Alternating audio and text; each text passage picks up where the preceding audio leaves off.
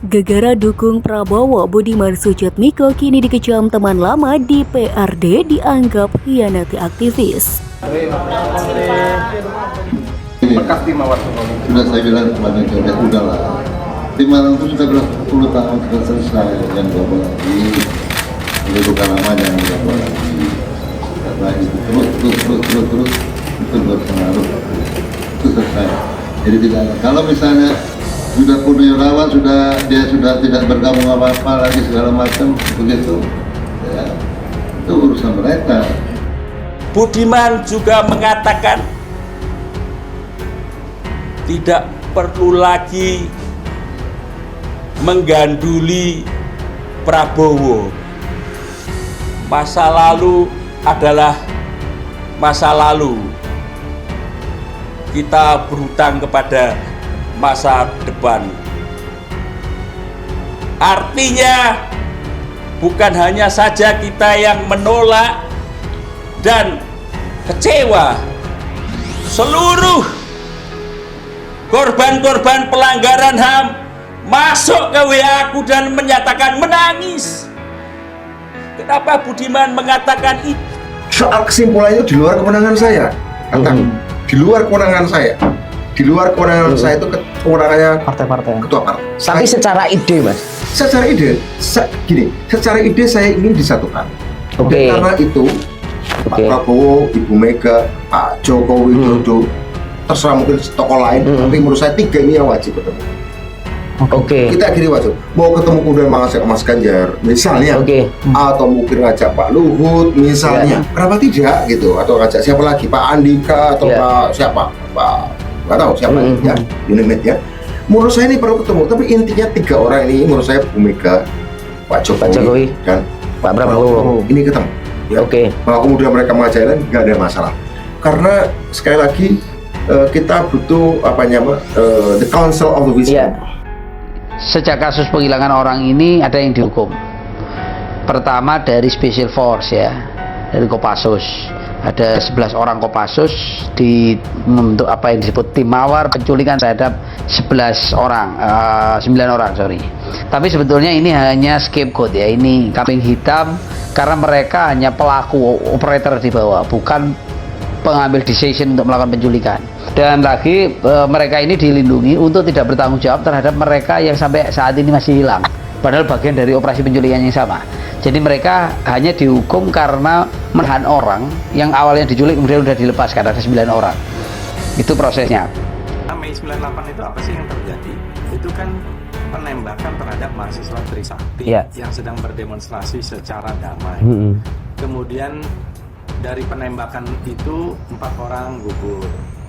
Lalu terjadi kemarahan orang-orang yang akhirnya menciptakan sebuah huru-hara, kerusuhan, pembakaran di mana-mana sampai tanggal 15 Mei pagi tahun 98. Dan ada satu krisis politik yang ujungnya Pak Harto mengundurkan diri pada Mei 98. Jadi Pak Prabowo jelas tidak terlibat. Pak Prabowo justru berusaha untuk membantu meredakan. Di samping itu memang ada 2 orang jenderal ya, dan 1 orang kolonel yang dicopot jabatannya karena kasus-kasus penculikan ini. Letnan Jenderal Prabowo itu Pangkostrat, kemudian Muhdi itu Komandan Jenderal Kopassus, kemudian juga Kolonel Khairawan itu dari Komandan Grup 4 Kopassus. Tapi mereka hanya, kalau Prabowo hanya dicopot jabatan dan dipensiun percepat, sementara yang 2 ini hanya dicopot jabatan tanpa prosesi hukum. Itu yang terjadi. Dan jadi boleh dikata dalam kasus penculikan ini, substansi pelaku itu belum terjangkau. Motif penculikan masih dilihat sebagai individu-individu, bukan bagaimana rezim ini mempertahankan kekuasaan. Jadi kalaupun ada orang dihukum, tapi sebenarnya ini bukan satu proses hukuman yang benar itu. Cuman ini karena tekanan begitu besar dari masyarakat sehingga harus diakomodasi sebatas yang mungkin oleh militer dianggap aman bagi dirinya. Dalam situasi yang demikian, maka peluang untuk penyelesaian kasus penculikan aktivis misalnya itu menjadi semakin kecil. Padahal di tahun 2008-2009, Dewan Perwakilan Rakyat telah merekomendasikan kepada pemerintah untuk menyelesaikan kasus penculikan aktivis dan penghilangan paksa terhadap aktivis. Penculikan berarti terhadap mereka yang pernah dihilangkan, lalu kembali dengan cerita penyiksaan, dan penghilangan paksa adalah kepada mereka yang sama, yang juga bertemu satu dan lainnya di dalam sel-sel penyekapan, tetapi hingga hari ini belum juga dikembalikan, dan belum jelas apakah nasibnya hidup atau mati, atau apabila hidup ada di mana, apabila mati kuburannya ada di mana.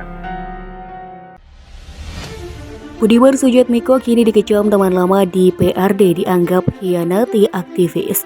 Dukungan Budiman Sujatmiko pada Prabowo Subianto menuai kritik dari teman lamanya di masa era reformasi. Sekjen Partai Rakyat Demokratik atau PRD periode 1996-2022 Petrus Haryanto yang juga tergabung dalam Forum Rakyat Demokratik atau FRD menilai bahwa Budiman Sujatmiko tak kabur mengajak lupakan masa lalu.